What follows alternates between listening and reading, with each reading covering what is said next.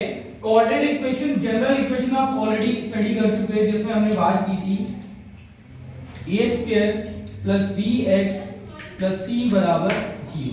ये हमारी general equation है। अब इसमें समझना कि जब हम नेचर ऑफ रूट की बात करते हैं तो हमारे पास में तीन टाइप देखने को मिलती है। यहाँ पे हम डिस्टिंक्ट की बात करेंगे, दैट्स कॉल्ड बी डी।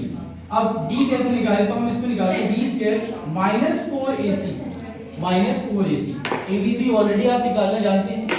जब आप ये वैल्यू निकालोगे, इसी को हम कंपेयर करेंगे, किसकी वैल्यू, जब हमारे पास में ये जो वैल्यू है b² - 4ac ये बराबर 0 आए, क्या है 0 के बराबर, तो हम कहेंगे सेम रूट होंगे। क्या होंगे, सेम एंड रियल रूट्स। क्या होंगे, सेम एंड रियल रूट्स। क्या रहेंगे, सेम एंड रियल रूट। और आपके ये एनसीईआरटी में पेज नंबर 45 है, जिसमें गिवन किया गया। वही 47 है में, तो 45 है बेटा, न्यू बुक के अकॉर्डिंग, ठीक है। और एक ये टर्म है, जब हमारी ये वैल्यू क्या आ जाए 0 के बराबर, तो हम कहेंगे सेम और रियल रूट होंगे। और कितने होंगे, 2। कितने, 2 सेम और रियल रूट होंगे।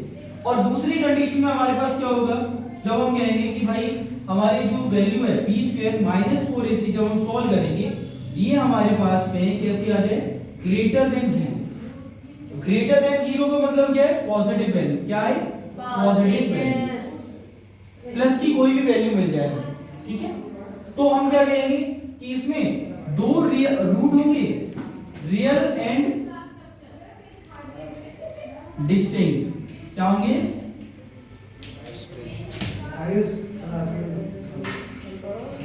कि दो रियल रूट तो होंगे लेकिन वो डिफरेंट होंगे, डिस्टिंक्ट होंगे, सेम नहीं होंगे, ठीक है। x की जो वैल्यू मिलेगी वो दो अलग अलग वैल्यू होंगी, सेम वैल्यू नहीं मिलेगी। तीसरा केस क्या कहता है कि अगर b² - 4ac लेस देन 0 हो जाए, मतलब 0 से छोटी वैल्यू, यानी कोई नेगेटिव वैल्यू मिल जाए, क्या मिले, नेगेटिव वैल्यू, तो हम क्या कहेंगे बच्चे, उस केस में नो रियल रूट। क्या होगा, नो रियल रूट्स। मींस उस केस में सॉल्व ही नहीं करना, हम सिंपली कहेंगे कि यार कोई रियल रूट होगा ही नहीं। और ये हम कहां पढ़ेंगे, 11th क्लास में इस चैप्टर को, मतलब इस टॉपिक को हम यहाँ पे 11th क्लास में पढ़ रहे होंगे, कॉम्प्लेक्स नंबर के अंदर। अच्छा, नहीं लोगे,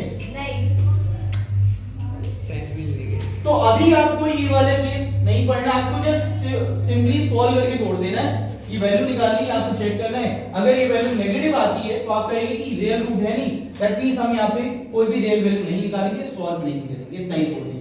कई बार क्वेश्चन में हो जाता है कि आपको ऐसे क्वेश्चन दे दे, बोले कि फाइंड द रूट्स, बट अगर ऐसी वैल्यू आ रही है, आपकी नेगेटिव वैल्यू आ गई, आप कहेंगे नो रियल रूट, आपका आंसर हो जाएगा, दैट्स इट, ठीक है। लेकिन ये नहीं कि आप सॉल्व भी ना करो या सॉल्व करने लग जाओ, सॉल्व करना पड़ेगा, ठीक है। सर एक बार वहां से समझा दो। कहां से, ये थर्ड पॉइंट। थर्ड पॉइंट में क्या है कि अगर b² - 4ac की वैल्यू, यानी d जो हमारा डिस्टिंक्ट है, इसकी वैल्यू लेस देन 0 आ जाए, यानी कोई नेगेटिव वैल्यू मिल जाए, तो वहां पर कोई भी रियल रूट नहीं बनेगा। ये चीज है, ठीक है, क्लियर रहेगा। अब क्वेश्चन भी आपके इसी प्रकार से हैं। अगर आप क्वेश्चंस की बात करो तो आपकी जो एक्सरसाइज है पूरी की पूरी इसी पर बेस्ड है। इसमें हम जीरोस के लिए जो फार्मूला यूज करते हैं वो ध्यान देना, आपकी एनसीईआरटी के अकॉर्डिंग ही चलेंगे, ठीक है। पेज नंबर है 44 और 45। इस पे आपको जब इक्वेशन से जीरोस निकालोगे, क्या निकाले, जीरोस, तो x की जो वैल्यू आएगी वो हमारे पास रहेगी minus of plus minus root of b² - 4ac upon में 2a। अब यहां पे समझना कि बच्चे ये जो प्लस माइनस साइन है ये दो डिफरेंट ले जाएगा। जब सेम रहेगी तो वहां पर प्लस माइनस कोई मीनिंग नहीं है, क्योंकि सेम वैल्यू है। बट अगर वैल्यू डिफरेंट है, दैट मींस यहां साइन चेंज होगा और दो अलग अलग वैल्यूज आएंगी। अब एक क्वेश्चन करते हैं, इसका एक्सरसाइज निकालो 4.3। इसमें क्वेश्चन है पहला, इसमें बोला है find the nature of the roots of the following coordinate equation if real root exist, find them. आपको बोला जा रहा है कि फाइंड द रूट्स अगर रियल रूट एग्जिस्ट करते हैं, नहीं, अगर रियल रूट एग्जिस्ट करते हैं तो आपको रूट्स निकालने हैं, अदरवाइज नहीं निकालने। पहले क्वेश्चन को एक देखते हैं यहाँ पे और सॉल्व करते हैं।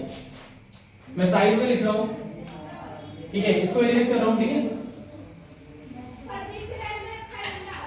अब जरा क्वेश्चन पे ध्यान देते हैं।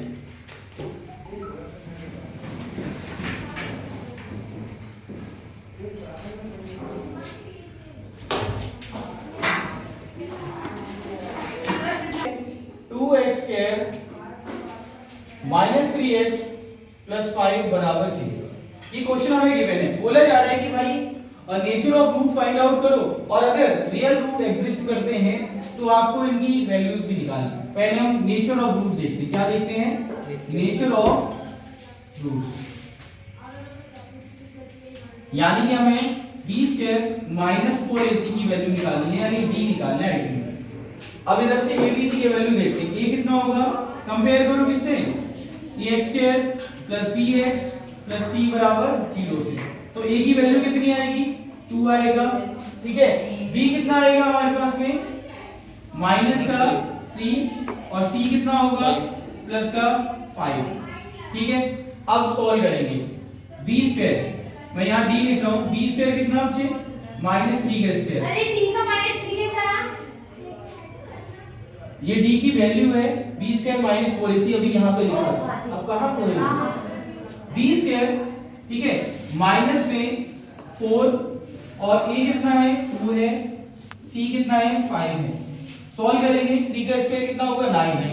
माइनस से प्लस हो जाएगा, वैल्यू आएगी +9 और ये कितना है? 4 2 जा 8, 8 5 जा 40, कितना? 40। अब वैल्यू बताओ कितनी आएगी? जो भी वैल्यू आ रही है वो कितनी आ रही है? -31। क्या ये नेगेटिव वैल्यू है या पॉजिटिव? नेगेटिव है। तो इसमें इस केस में क्या होगा? No real root exist, because यहां पे क्या होगा? d is <0। d क्या है? Sorry, d is <0। d क्या है? 0 से छोटी वैल्यू है। तो यहां पे क्या होगा? No real root. क्या होगा? नो रियल रूट, ठीक है बेटा। क्या हो जाएगा? No real root exist. अब इस क्वेश्चन को आगे सॉल्व नहीं करना, बिकॉज़ यहां पे रियल रूट है नहीं, तो हमें सॉल्व भी नहीं करना। जिस केस में आपकी d की वैल्यू या तो 0 के इक्वल आए या ग्रेटर आए, यानी पॉजिटिव वैल्यू मिले, उस केस में आपको आगे सॉल्व करना है, जो हमने जीरोस के लिए फार्मूला लिखा उससे, अदरवाइज नहीं करना। और तीनों पॉइंट से करोगे इस क्वेश्चन? अभी जो तीनों पॉइंट से हाँ, ऐसे क्वेश्चन करोगे, इसी टाइप के क्वेश्चंस करते हैं। नहीं, मेरे को तीनों चाहिए। अभी आपने एक नॉट